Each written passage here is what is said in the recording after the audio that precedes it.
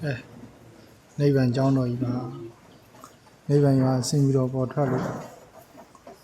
ဆရာတော်ဘုရားနှစ်ပါးလိုက်ဖို့လားကောင်း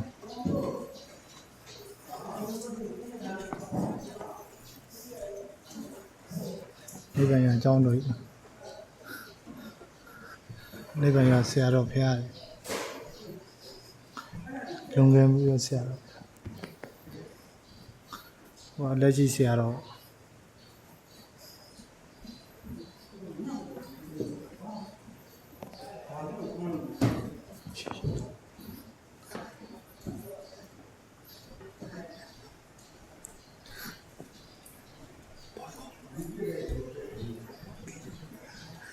မိဖို့ကြောင့်တစ်ဆက်တည်းမိဖို့ကြောင့်တစ်ဆက်တည်းဒါပေါ်လာ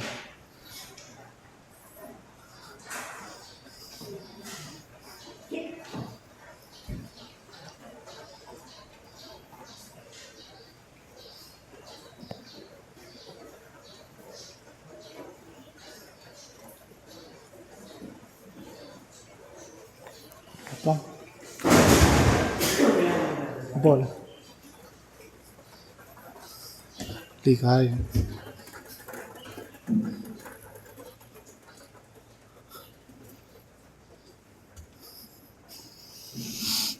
ကဲနိဗ္ဗာန်ရွာကြောင်းကြီးပါ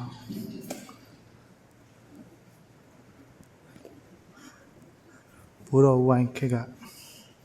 ဆင်းပြီးတော့ပေါ်လို့နိဗ္ဗာန်ရွာလာလူလာတာရှေးအောင်သမိုင်းဝင်ကြောင်း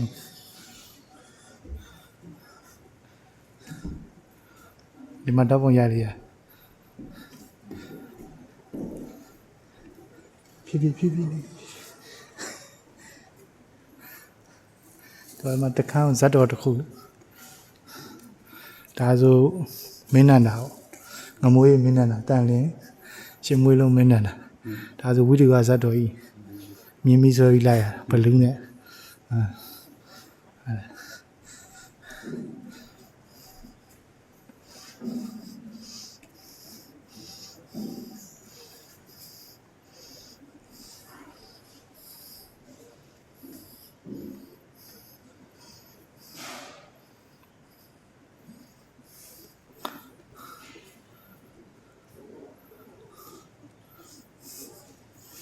ဒါတော့ဘရင်အလံပေါ့ရှေ့မြန်မာမင်းတွေရဲ့ဘရင်အလံဒါ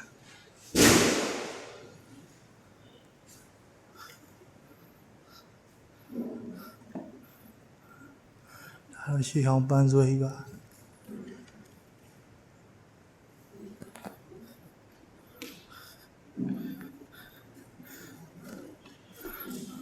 အရင်ဆရာတော်ရဲ့ပွဲစိတ်